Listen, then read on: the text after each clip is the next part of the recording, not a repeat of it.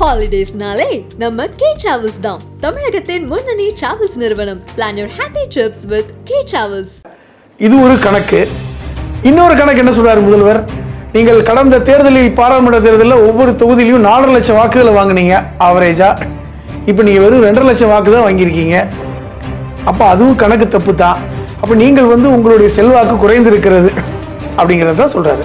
இப்போ இதன் அடிப்படையில் பார்க்கும் பொழுது நாங்கள் 200 இடங்களை வெற்றி பெறுவதற்கான பிரகாசமாக இருக்கிறது. இதில் நீங்கள் என்ன நினைச்சாலும் பரவாயில்ல, நாங்கள் 234 200 தொகுதியில் திமுக கூட்டணி, இந்தியா கூட்டணி வெற்றி பெறும் அப்படின்னு அவர் நம்புறாரு. அவர் சொல்றது சரியா தானே இருக்கு. 39 இடங்களில் 234 சட்டமன்றம் இருக்கா, 200 சட்டமன்றங்களில் தொகுதிகளில் திமுக கூட்டணி அதிகமான வாக்குகளை வாங்கியிருக்காங்க. இது புள்ளி விவரம். மொத்தம் 234 சட்டமன்ற தொகுதியில், அதாவது 39 பாராளுமன்ற தொகுதியில் சட்டமன்ற வாரியாக நீங்கள் எண்ணப்பட்ட எண்ணிக்கையை பார்த்தால் 200 தொகுதிகளில் திமுக கூட்டணி, அதாவது இந்தியா கூட்டணி அதிகமான எண்ணிக்கையை வாங்கியிருக்காங்க. அதன் அடிப்படையில் தான் தலைவர் சொல்றாரு, திமுக தலைவர் சொல்றாரு, இல்ல முதல்வர்கள் சொல்றாங்க, நான் 200 இடங்கள்ல நமக்கு பிரகாசமான வெற்றி இருக்குன்னு. இதற்கும் அதற்கும் எப்படி ஒப்பிட முடியும்? அவர்கள் 400 இடம் வெற்றி பெற வேண்டும் என்று ஆசைப்பட்டார்கள். அது ஒரு மைண்ட் செட். 200 இடங்கள் நம்ம வெற்றி பெற்றே ஆகணும்னு. அது தோற்று போனது வேற, உத்தரப்பிரதேசத்திலே அவர் நினைச்சது நடக்கலைங்கிறது வேற. பாராளுமன்றத்தில் அமித்ஷா அவர்கள் அம்பேத்கரை பற்றி இழிவா பேசினார். இழிவா பேசல, என்ன பேசல, இதோட இழிவா பேசணும் அம்பேத்கரை. ரோசா இல்லைன்னு இப்போ சொல்றாங்க. நீங்க ஏன் அவர் திமுக காரமா தெரியுமா? திருப்பியும் நான் முதல்வர்கள் சொன்னதே சொல்றேன். ஒரு கீச்சு குரலிலாவது எதிர்ப்பு தெரிவித்திருக்க வேணாமான்னு கேட்கிறார். இதை விட நக்கல் அடிக்கவே முடியாது.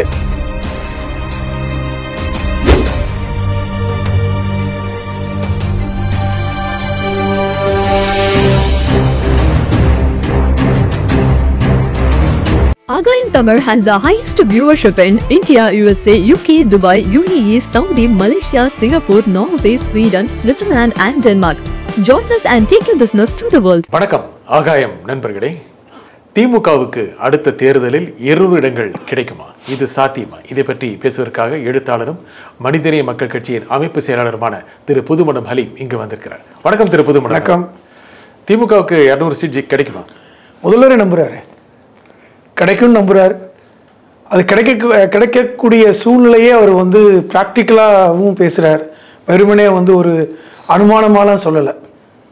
200 இடம் கிடைக்கணும், கண்டிப்பாக கிடைக்கும்னு சொல்றாரு. அதுக்கான காரணங்களையும் ஒரு அடுக்கிறத பார்த்தோம்ல. நேற்று நடந்த அந்த மாநில செயற்குழுவில் அதற்கான அரித்தமெட்டிக்கு சொன்னார். அதுதான் முக்கியமானது. என்ன சொல்றாரு?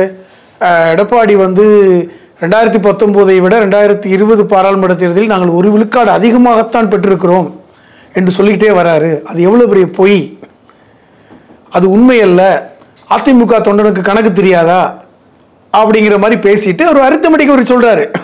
என்ன சொல்றாருன்னா, 2019 பாராளுமன்ற தேர்தலில் அண்ணா திராவிட முன்னேற்ற கழகம் 20 இடங்களில் போட்டிக்கிட்டாங்க. அதில் அவர்கள் வாங்கிய வாக்கு சதவீதம் 19.4. அதே 2024 பாராளுமன்ற தேர்தலில் தனித்து நின்று 34 இடங்களில் போட்டிட்டாங்க. தனித்து, மற்ற கூட்டணிக்கு மற்ற 6 இடங்களை கொடுத்தாங்க. அதில் அவர்கள் பெற்ற வாக்கு சதவீதம் 20.4. இதை வச்சு எடப்பாடி சொல்றாரு, 1 விழுக்காடு கூட வாங்கிட்டோமேன்னு. இது எவ்வளவு பெரிய முட்டாள்தனம் அப்படிங்கிறத எடுத்து சொல்றாரு. என்ன சொல்றாரு? 20 இடங்களில் போட்டியிட்டு நீங்கள் 19.4 வாங்கினீங்க, 34 இடங்களில் போட்டியிட்டு 20.4 என்றால் நீங்கள் இந்த அரித்தமெட்டிக் பிரகாரம் இன்னும் 12.8% கூடுதலாக 34% மேல வாங்கியிருக்கணும். இப்போ வாங்கல. இது ஒரு கணக்கு. இன்னொரு கணக்கு என்ன சொல்றாரு முதல்வர்? நீங்கள் கடந்த தேர்தலில் பாராளுமன்ற தேர்தலில் ஒவ்வொரு தொகுதியிலும் 4.5 லட்சம் வாக்குகளை வாங்கினீங்க ஆவரேஜா. இப்போ நீங்க வெறும் 2.5 லட்சம் வாக்கு தான் வாங்கியிருக்கீங்க. அப்போ அதுவும் கணக்கு தப்பு தான். அப்போ நீங்கள் உங்களுடைய செல்வாக்கு குறைந்திருக்கிறது அப்படிங்கிறத தான் சொல்றாரு. இப்போ இதன் அடிப்படையில் பார்க்கும் பொழுது நாங்கள் 200 இடங்களை வெற்றி பெறுவதற்கான பிரகாசமாக இருக்கிறது. இதில் நீங்கள் என்ன நினைச்சாலும் பரவாயில்ல, நாங்கள் 234 200 தொகுதியில் திமுக கூட்டணி, இந்தியா கூட்டணி வெற்றி பெறும் அப்படின்னு அவர் நம்புறாரு. அவர் சொல்றது சரியா தானே இருக்கு. 2024 மக்களவை தேர்தலில் பாஜக 400 இடங்களை வெல்வோம் அப்படின்னு சொன்னாங்க. பாஜக தனியா பெரும்பான்மை கூட பெறல. பெரும்பான்மைக்கு கிட்டத்தட்ட 32 சீட்டு கம்மியா. இது பாஜகவோட ஒப்பிட முடியாது. ஏன்னா பாஜக 400 இடங்கள், இன்னும் சொல்ல போனா அவர்கள் வந்து 357 இடங்கள் நாங்கள் வந்து ஷோரா வின் பண்ணிடுவோம், 400 இடங்கள் நாங்கள் வந்து ஏம் பண்றோம்னு சொன்னாங்க. அது ஒரு விதமான அவர்கள் 400 இடங்கள் வெல்ல வேண்டும் என்று ஆசைப்பட்டதை சொன்னாங்க. ஏன்னா 400 இடங்கள் வெற்றி பெற்றால்தான் சட்டங்களை யாருடைய தயவும் இல்லாமல் பாராளுமன்றத்தில் நிறைவேற்ற முடியும். இப்போ கூட நீங்க ஒரே நாடு ஒரே தேர்தல் கொண்டு வராங்கல்ல, ஏன் இன்னைக்கு வந்து பார்லிமெண்டரி கமிட்டிக்கு அனுப்பியிருக்காங்க? அங்க வந்து 3/2 பங்கு அதற்கான ஆதரவு இல்லை. இப்போ 534 இடங்களில் 3/2 பங்கு என்றால் கிட்டத்தட்ட 400 இடங்கள் வேணும். அப்ப 400 இடங்கள் வெற்றி பெற்றால்தான், அல்லது 400 எம்பிக்கள் ஆதரவு இருந்தால்தான் அவர்கள் நினைத்த சட்டங்களை கொண்டு வர முடியும். இப்ப இப்படி ஒரு கணக்கு, அதன் அடிப்படையில் தான் பாஜக ஒரு மைண்ட் செட் பண்ணாங்க, கோல் செட் பண்ணாங்க. அப்படிதான் சொல்லணும், ஒரு கோல் செட்டிங், 400 இடங்கள் வெற்றி இலக்கு அப்படின்னு. ஆனா இங்க திமுக தலைவர் ஸ்டாலின் அவர்கள் கோல் செட் பண்ணல, அரித்தமெட்டிக்கா பிராக்டிக்கலா சொல்றார். இன்னொரு உதாரணம் நான் சொல்றேனே, அவர் சொல்லாத. இப்ப 2024 பாராளுமன்ற தேர்தலில் 40 இடங்கள்ல, அந்த தமிழ்நாட்டில் 39 இடங்கள்ல 39 இடங்களில் 234 சட்டமன்றம் இருக்கா, 200 சட்டமன்றங்களில் தொகுதிகளில் திமுக கூட்டணி அதிகமான வாக்குகளை வாங்கியிருக்காங்க. இது வந்து புள்ளி விவரம். மொத்தம் 234 சட்டமன்ற தொகுதியில், அதாவது 39 பாராளுமன்ற தொகுதியில் சட்டமன்ற வாரியாக நீங்கள் எண்ணப்பட்ட எண்ணிக்கையை பார்த்தால் 200 தொகுதிகளில் திமுக கூட்டணி, அதாவது இந்தியா கூட்டணி அதிகமான எண்ணிக்கையை வாங்கியிருக்காங்க. அதன் அடிப்படையில் தான் வந்து தலைவர் சொல்றாரு, திமுக தலைவர் சொல்றாரு, இல்ல முதல்வர்கள் சொல்றாங்க, நான் 200 இடங்கள்ல நமக்கு பிரகாசமான வெற்றி இருக்குன்னு. இதற்கும் அதற்கும் எப்படி ஒப்பிட முடியும்? அவர்கள் 400 இடம் வெற்றி பெற வேண்டும் என்று ஆசைப்பட்டார்கள். அது வந்து ஒரு மைண்ட் செட், 200 இடங்கள் நம்ம வெற்றி பெற்றே ஆகணும்னு. அது தோற்று போனது வேற, உத்தரப்பிரதேசத்திலே அவர் நினைச்சது நடக்கலைங்கிறது வேற. இது அப்படி அல்ல. ஒன்று. இரண்டாவது, நேற்று பத்திரிகையாளர்கள் கேட்கிறாங்க, திமுக மட்டுமா? ரொம்ப தெளிவான கேள்வி. அதற்கு ரொம்ப தெளிவாகவே பதில் சொன்னார் ஸ்டாலின் அவர்கள். திமுக கூட்டணி. நீங்க திமுக 200 இடங்கள் வெற்றி பெறும் அப்படின்னு கூட சொல்லல, திமுக கூட்டணி. அப்ப இதில் கூட பாத்தீங்கன்னா ஒரு லாஜிக் இருக்கு, பிராக்டிக்கலான லாஜிக் இருக்கு. அப்ப இதுல வந்து எந்த விதமான ஒரு ஹைப் இல்ல, ஹைப் கிரியேட் பண்ணி சொல்லல. ஹைப் தானே இது 200ங்கிறது. திருப்பி தான் சொல்றேன். நீங்க ஒரு நிமிஷம், நீங்க என்ன சொன்னீங்க?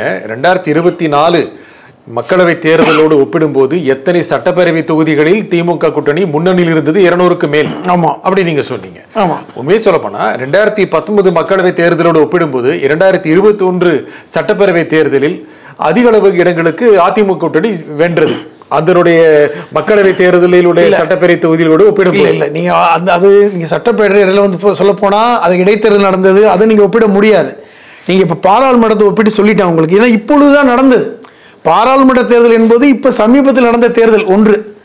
இரண்டாவது, இப்ப இன்னொரு கணக்கு என்ன சொல்றேன்னா, மக்களவை தேர்தலை வைத்துக் கொண்டு நீங்கள் சட்டப்பேரவை தேர்தலுக்கான இலக்குகளை நிர்ணயிக்க முடியாது. அதுதான் சொல்றேன். அதனாலதான் அந்த சட்டமன்றமா பிரிச்சு பார்த்தேன், காமிச்சேன். உங்களுக்கு வந்து 234 சட்டமன்றத்தில் 200 சட்டமன்ற தொகுதிகளில் திமுக கூட்டணி வாக்குகள் அதிகமாக பெற்றிருக்கிறார்கள் கணக்கு சொன்னேன். இரண்டாவது, இன்னொரு கணக்கு சொல்றாங்க, பாஜகவும் அதிமுகவும் சேர்ந்திருந்தால் ஒரு 8 தொகுதி ஜெயிச்சிருவாங்க. அதெல்லாம் இல்லைங்க, குறைஞ்சது 8. அதாவது ஏற்கனவே அதிமுகவும் பாஜகவும் கூட்டணி வைத்ததனால் அதிமுகவுக்கு விழுகின்ற வாக்குகள் விழவில்லை, விழாது என்கிற அடிப்படையில் தான் அவங்க பிரிஞ்சாங்க. அது ஒன்றும் பெரிய கொள்கை கூட்டணியாக பிரியலை, கொள்கைக்காக பிரியலை. அங்கே அவங்களோட சேர்ந்தால் நமக்கு விழுகிற வாக்கு விழாது அப்படிங்கிற அடிப்படையில் தான் அதிமுக வந்து விலகினாங்க. 2021 சட்டப்பேரவை தேர்தலில் சுமார் 75 இடங்கள் அதிமுக பாஜக கூட்டணி ஜெயிச்சதுல. அதான் சொல்றேனே, அதை விட மோசமாக இப்பொழுது வந்து மோசமா இருக்குன்னு சொல்றேன். சேர்ந்திருந்தாங்கன்னா ஜெயிச்சிருக்கான். அதுதான் சொல்றேன். அது கூட இப்போ வந்து நம்ம ஒரு நம்பகத்தன்மையை அதிமுகவும் பாஜகவும் இழந்துட்டாங்கன்ற. என்ன சொல்றாங்க பாருங்களேன். இப்ப நீங்க பாருங்க, அதிமுகவும் பாஜகவும் கூட்டணி இல்லை அப்படிங்கறத அறிவிச்சிட்டாங்க. ஆனா அது ஒரு மறைமுக கூட்டணி, கள்ள கூட்டணி அப்படிங்கிற ஒரு வாதம் வந்து இன்னைக்கு பேசப்படுதா இல்லையா? ஏன் பேசப்படுது?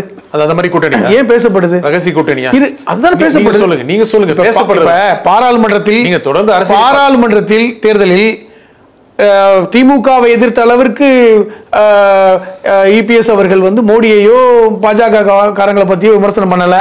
ஒன்று, அது ஒன்று பார்க்கப்படுகிறது. அப்பொழுதே சொன்னார்கள், இந்த பாராளுமன்ற தேர்தலில் யார் பிரதமர் வேட்பாளர் என்று இபிஎஸ் சொல்வாரா, மோடி இல்லைன்னு சொல்லுவாரான்னு கேட்டால் அதுக்கும் பதில் சொல்லலை. இப்போ சமீபத்தில் எடுத்துக்கங்களேன், இப்போ பாராளுமன்றத்தில் அமித்ஷா அவர்கள் அம்பேத்கரை பற்றி இழிவா பேசினார்.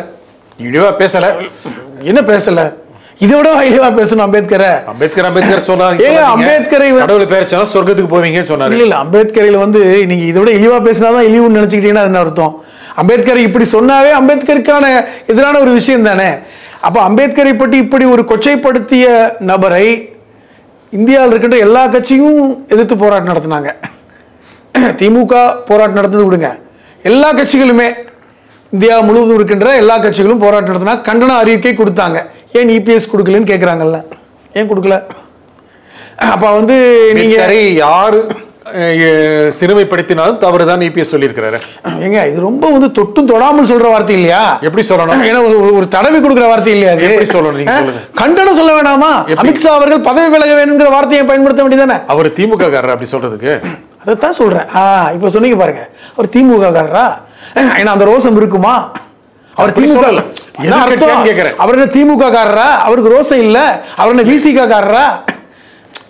ஏதோ ஒண்ணு நீங்க ரொம்ப ரொம்ப கண்டனம் பண்றீங்க. ரோசம் இல்லைன்னு இப்போ சொல்றாங்க. நீங்க ஏன் அவர் திமுக காரமா தெரியுமா கேக்குறேன்.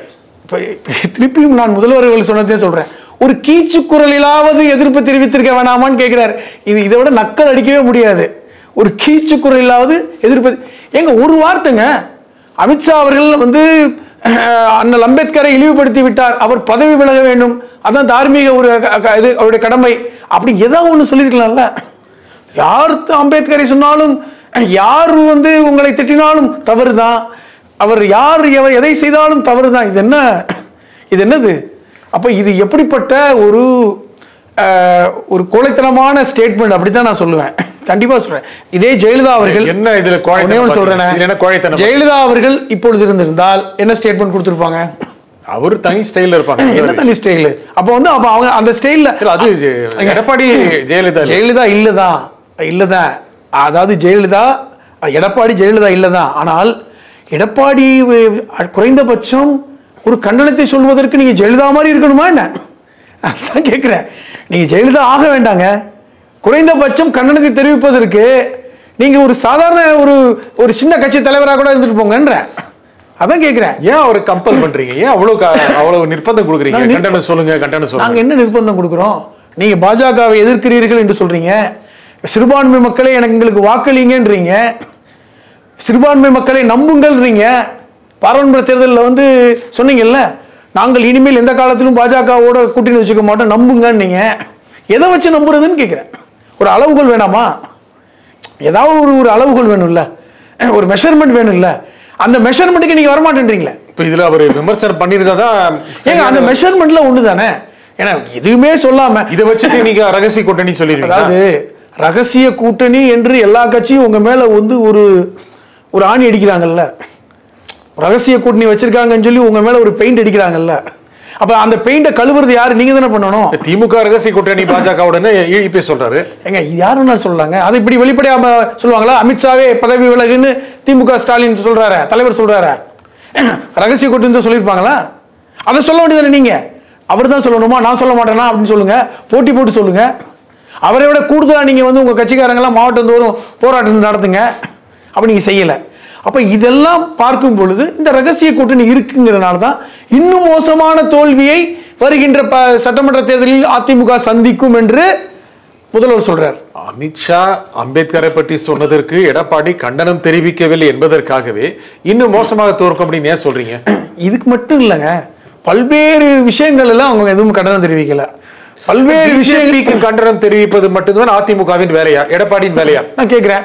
கடந்த நீங்க பாராளுமன்ற தேர்தல் பாருங்க, திமுகவை விட நாங்கள் தான் பாஜகவை எதிர்க்கிறோம் என்கிற ஸ்டேட்மெண்ட் யார் சொல்றது? ஸ்டாலினா அல்லது எடப்பாடியா?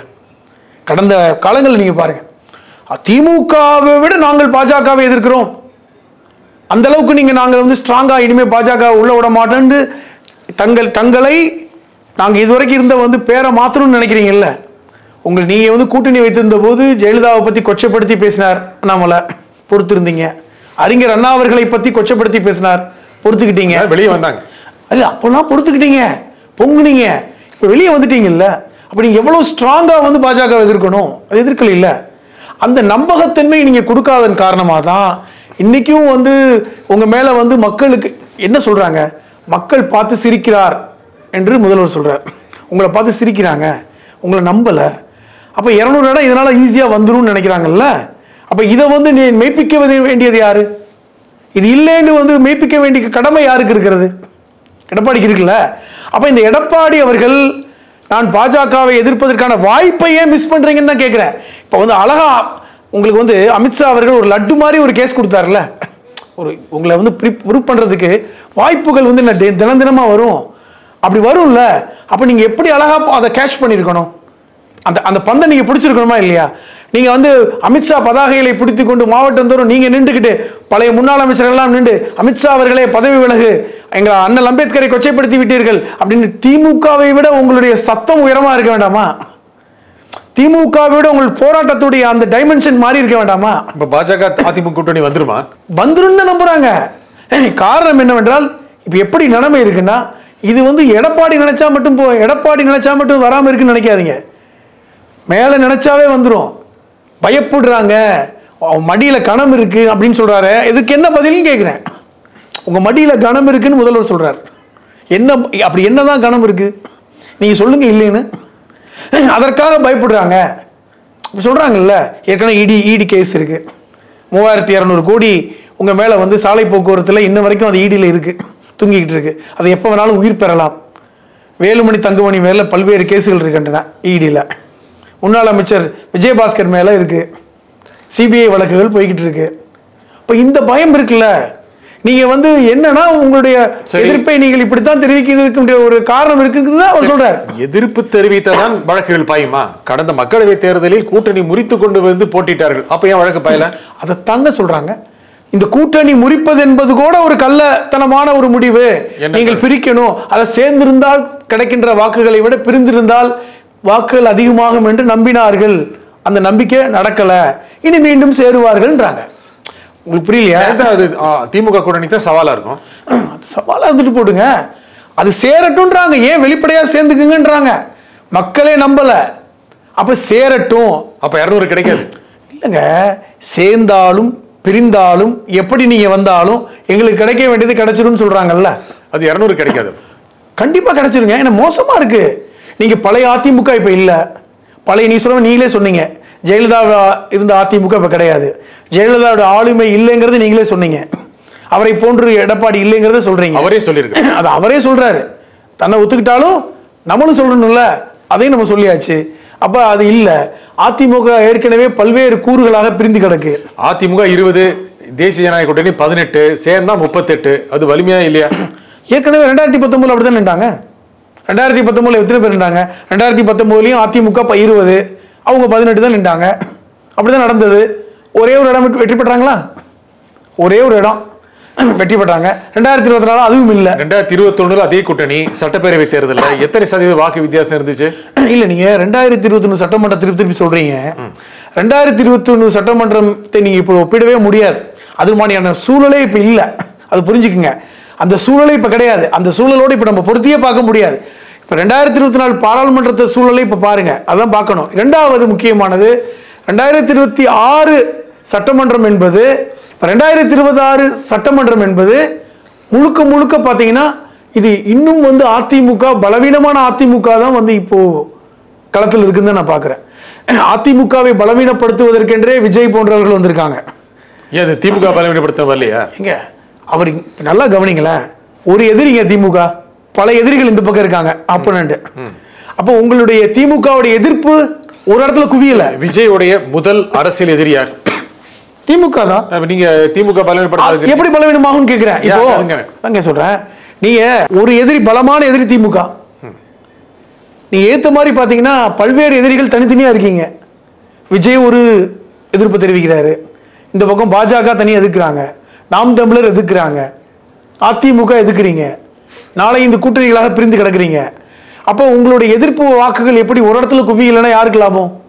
திமுக அணி லாபம் தான், எதிர்ப்பு வாக்குகள் பிரிந்து கிடந்தார். ஆமா. ஆனால் விஜய் அதிகம் திமுக வாக்குகளையும் பிரிப்பார். ஏன் நான் என்ன சொல்றேன், எப்படி திமுக வாக்குகளை பிரிப்பாருன்னு கேக்குறேன். நான் என்ன கேக்குறேன், ஏன் நாம் தமிழர் வாக்குகளை பிரிக்க மாட்டாரா? சாத்தியம் இருக்கு. அதிமுக வாக்குகளை பிரிக்க மாட்டாரா? பாஜக வாக்குகளை பிரிக்க மாட்டாரா? இருக்கு. அப்ப இவ்வளவு வாக்குகளை பிரிக்கும் பொழுது திமுக வாக்குகள் 1% பிரிச்சதுனால என்ன திமுகவுக்கு நஷ்டமாயிட போகுது? இப்ப விஜய் நான் என்ன சொல்றேன், இப்ப பாருங்களேன், இப்ப விஜய் கட்சி ஆரம்பிச்சதுக்கு அப்புறம் யாரு அதை பத்தி ரொம்ப கவலைப்படுறது? திமுக தான். இல்லங்க, அதிகமா விமர்சிக்கிறது நாம் தமிழர் கட்சி. உண்மை. ஏன்னா இன்னைக்கும் அவர் வந்து என் தம்பின்னு புலம்பிட்டு இருக்காரு. அவர் கட்சி ஆரம்பிச்சாருன்னு பயப்படுறாரு. 8 விழுக்காடு வாங்கின, நீங்க எழுதி வச்சு கொள்ளுங்கள், 8 விழுக்காடு வாக்குகளை மீண்டும் சீமான் பெறுவாரான்னு சொல்ல முடியாது. அதில் பாதிக்கு மேல் விஜய்க்கு போறதுக்கு வாய்ப்பு இருக்கு. இதே பாஜகவுடைய வாக்குகளும் 1-2 விழுக்காடு விஜய்க்கு போறதுக்கு வாய்ப்பு இருக்கு. அது அப்படித்தான் பிரியும். அதிமுகவுடைய வாக்குகளும் போகலாம், திமுக வாக்குகளும் போகலாம், அதை பத்தி பிரச்சனை இல்லை. ஆனால் இது திமுகவை பாதிக்காதுன்ற. திமுக திரும்ப திரும்ப விஜய் பத்தி தானே பேசுறேன். முதலமைச்சரே நம்முடைய நிர்வாகிகள் கூட்டத்தில் கூட விஜய் மறைமுகமா சுட்டி காட்டி தான் பேசுறாரு. மறைமுகமா தான் சுட்டி காட்டுறாரு. இன்னும் நேரடியா சுட்டி காமிக்கிற அளவுக்கு விஜய் வளரல. அதை நீங்க பார்க்கணும். இன்னும் மறைமுகமான நேரடியா சுட்டி காமிச்சா வளர்ந்துருவாரு. அப்படி கிடையாதுங்க. இப்பதான் ஆரம்பிச்சிருக்காரு. அப்படி சொன்னா விஜய் வளர்ந்து, விஜய் உடைய பலம் என்னன்னு விஜய்க்கே தெரியாது, மக்களுக்கும் தெரியாது, உங்களுக்கு எனக்கும் தெரியாது. மாநாடுல பலம் காமிச்சாரு. இல்ல, மாநாடு காமிச்சிட்டா ஏன் வைகோ கூட்டாத கூட்டமா? விஜயகாந்த் முதல் மாநாடு மதுரையில் நடந்துச்சு. எப்படிப்பட்ட மாநாடு உங்களுக்கு பத்திரிகையாளர் உங்களுக்கு தெரியும், எனக்கும் தெரியும்ல. அப்புறம் எப்படி சொல்றீங்க நீங்க? விஜயகாந்த் கூடிய கூட்டத்தை இன்னைக்கு வரைக்கும் யாரும் கூட்டல மதுரையில். அப்ப அந்த கூட்டத்தை வச்சுலாம் கிடையாது. அதாவது இந்த ஸ்டேட்மெண்ட்டை சீமானு சொல்றாரு, ஏன்னா அது அவருக்கு சாதகமான ஸ்டேட்மெண்ட். அதனால இந்த தேர்தல் முடிவை தான் அவருடைய பலம் காமிக்குமே ஒழிய அதுக்கப்புறம் தான் விஜய் பத்தி ஒரு கணிப்பு வரும். அதான் உண்மை. நான் என்ன சொல்றேன்னா, இது முழுக்க முழுக்க இப்ப இருக்கின்ற சூழ்நிலை இன்னும் வந்து திமுக வலிமையை தான் கூட்டும். 200 இடங்களை ஏன் மறுபடியும் முதல்வர் அவர்கள் 200 டார்கெட் பண்றாங்க? இது வரைக்கும் நீங்க பாருங்க, இந்த இத்தனை வருட வரலாற்றுல, தமிழ்நாட்டு அரசியல் வரலாற்றுல எப்பொழுதாவது நாங்கள் 200 இடம் வெற்றி பெற போறோம்னு எந்த கட்சியாவது சொல்லியிருக்காங்களா? ஆட்சியை பிடிப்பான்பாங்க. இது யாரை மிரட்டுறது? ஜெயலலிதா கூட ஆட்சியை பிடித்து விடுவோம். யாரையும் மிரட்டுறது? யாரையும் மிரட்டல, நம்பிக்கையின் அடையாளம் சொல்றேன். கூட்டணி கட்சிகளையா எதிர்கட்சிகள் யாரையும் மிரட்டலங்க. நாங்க இவ்வளவு தெளிவா வலிமையா இருக்கோம்னு மக்களுக்கு சொல்றாரு. நாங்கள் வந்து வெறுமனை வந்து ஆட்சியை பிடிக்கக்கூடிய எண்ணிக்கையில் இல்லை, 200 இடங்களை பிடிக்கக்கூடிய இடத்துல இருக்கிறோம். அந்த அளவுக்கு எதிர்கட்சிகள் வலிமை இழந்து இருக்கிறாங்க, பிரிந்து கிடக்குறாங்க. அதிமுக வந்து பலம் இழந்து கிடக்கிறது, இபிஎஸ் செல்வாக்கு கீழே போயிடுச்சு. அப்படிங்கிறத அவர் வந்து ஒரே வார்த்தையில சொல்றாரு, நாங்கள் 200 இடங்களை வெற்றி பெற போறோம். இதைத்தான் எடுத்துக்கணுமே ஒழிய இது சும்மா வெறுமன கணக்கு, ஒரு மாய கணக்குலாம் நீங்க எடுத்துக்க முடியாது. கூட்டணி கட்சிகளா பிரிஞ்சு போகாதீங்க, கூட இருங்க அப்படிங்கிறது மாதிரி தானே? இல்லங்க, கூட்டணி கட்சிகள் நீங்க இவர் சொன்னா பிரிஞ்சு போற நிலைமையில இருக்காங்க. ஒரு வழி கிடையாது. அப்படி நீங்க நினைச்சுக்கிட்டீங்கன்னா கூட்டணி கட்சிகள் சொன்னீங்க 2017 இருந்து இருக்காங்க. 2017 இருந்து தொடர்ச்சியாக அந்த கூட்டணி கட்சிகள் ஒன்னா இருக்காங்களே. 19 இருக்காங்க, 21 இருந்தாங்க, 24 இருக்காங்க, 26 இருக்காங்க. திமுக தான் நம்பி இருக்கணும். அந்த கூட்டணி கொள்கை கூட்டணி, இந்தியா கூட்டணிங்க. நீங்க ஏன் திமுக மட்டும் பாக்குறீங்க? அது இந்தியா கூட்டணி வலிமையா இருக்கு. இந்தியா முழுவதும் வலிமையா இருக்கோ தெரியல, தமிழ்நாட்டில் வலிமையா இருக்கு. அப்படி எடுத்துக்கங்க, இந்தியா கூட்டணி தமிழ்நாட்டில் வலிமையா இருக்கு. அப்ப 2026 மீண்டும் அது வெற்றி பெறும் நம்புது கூட்டணி. அப்ப அப்படி அதன் அடிப்படையில தான் வந்து தலைவர் அவர்களும் நாங்க 200 இடத்துல வெற்றி பெறுவோங்கிற அந்த ஒரு உயர்ந்த கான்பிடன்ஸோட சொல்றாரு. ஆனா கூட்டணி கட்சிகளும் சேர்த்து நேரடியா சொல்லிட்டாரு. யாரு பெரிய அவர் நேத்து சொன்னது, ஆனா திமுக மட்டும் 200 இடங்கள் இல்லைங்க, திமுக கூட்டணிங்கிற வார்த்தையை பயன்படுத்திருக்காரு. ஆட்சியில பங்கு கொடுங்க எல்லாரும் தான் கேட்கறாங்க. கேட்கட்டும், தப்பான வார்த்தை இல்லையே. அது அன்பார்லிமெண்ட் வார்த்தையா என்ன? கூட்டணியில் பங்கு கொடுங்க, ஆட்சியில பங்கு கொடுங்க, ஆட்சியில பங்கு கொடுங்க, ஆட்சியில பங்கு கொடுங்கன்னு கேட்பது ஒன்றும் தவறான வார்த்தை இல்லை. அதை முதல்வரும் ஒண்ணு தேர்தல் வரைக்கும் இருக்குன்னு சொல்ல முடியாதுல்ல. அது நீங்க உங்க ஆசை, அது நீங்க உங்க கணிப்பா இருக்கலாம். இருக்குமா? இருக்கும் கண்டிப்பா, அதுல மாற்றுக்கிறதே கிடையாது. எல்லா கூட்டணி தலைவர்களும் சொல்லிட்டாங்க. இன்னும் 1.5 வருஷம் தான் இருக்கு. 2017 இருக்கிற கூட்டணி 2026 வரைக்கும் இருக்காதா என்ன? எவ்வளவோ அசைச்சு பார்த்தாங்க. இருக்கு. அதிமுக பிஜேபியோட இல்ல, அதனால பிஜேபிங்கிற ஒரு ஃபேக்டர் இல்ல. யார் வேணுமோ அதிமுக கூடயும் போகலாம்.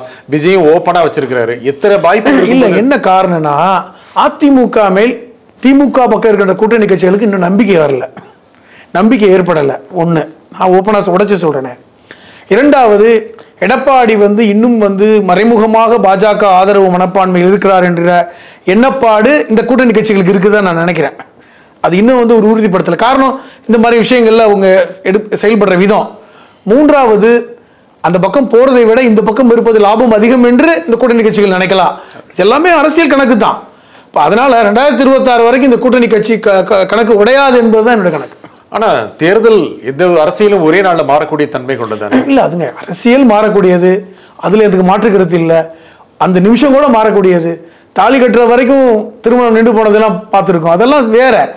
ஆனால் ஒரு ஒரு பெர்செப்ஷன் பார்த்தீங்கன்னா, ஒரு ஒரு புரிதல் என்ன இருக்குன்னா, இந்த கூட்டணி கணக்கு சிதற மாதிரியான ஒரு பார்வை இது தொலைதூரம் வரைக்கும் தெரியல. அதிமுக 20% வச்சுக்கலாமே, அதுல பாமக சேருது இல்ல விஜய் சேரார் அப்படின்னா அந்த அணி ஒரு பலமான அணியாக தோற்றம் கொடுக்க ஆரம்பிக்கும். இல்லையே, விஜய் ஏற்கனவே சொல்லிட்டாரு அதிமுகவோடு கூட்டணி இல்லைங்கிறத அவங்க சொல்லிட்டாங்க. இது வருகிற பேச்சுக்கள் தேவையற்ற சொன்ன கூட்டணி ரொம்ப தெளிவா ஒரு வார்த்தை சொன்னாரு, கூட்டணி பற்றிய ஊழல் கட்சிகளோடு கூட்டணி இல்லை.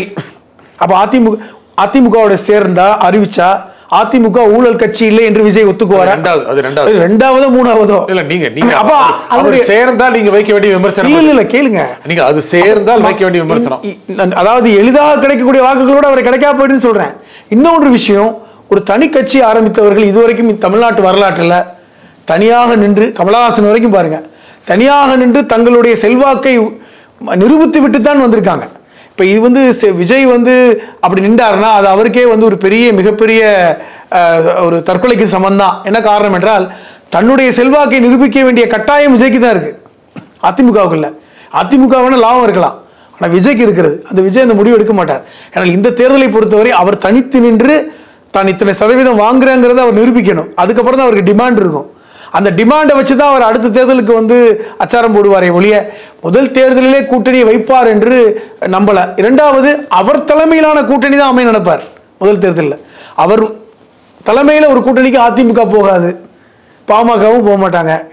அப்படி இருக்கும் பொழுது அதுக்கான வாய்ப்பே இல்லை. அப்படிதான் நாம் தமிழர் போவார். ஆனால் நாம் தமிழருக்கும் அவங்களுக்கு இப்போ மிகப்பெரிய அளவில் ஒரு கொள்கை முதலே ஏற்பட்டுக்கிட்டு இருக்கிறது, அது பெரியாரை வச்சு. அதனால அதுவும் வாய்ப்பு இல்லை. அதனால கண்டிப்பாக திமுகவுக்கு எதிராக 4-5 எதிரிகள் பிரிந்து நிற்க போறாங்க. திமுக 200 இடங்களை எளிதாக வெல்ல போகிறது என்பதுதான் என்னுடைய கணக்கு. இந்த நிகழ்ச்சியில் உங்கள் கருத்துக்களை குறிமையாக திரு புதுமணம் ஹலீம், மிக்க நன்றி. நன்றி நன்றி. மீண்டும் ஒரு நிகழ்ச்சியை சந்திப்போம். நன்றி, வணக்கம். ஹாலிடேஸ்னாலே நம்ம கே டிராவல்ஸ் தான் தமிழகத்தின் முன்னணி டிராவல்ஸ் நிறுவனம். Plan your happy trips with K Travels.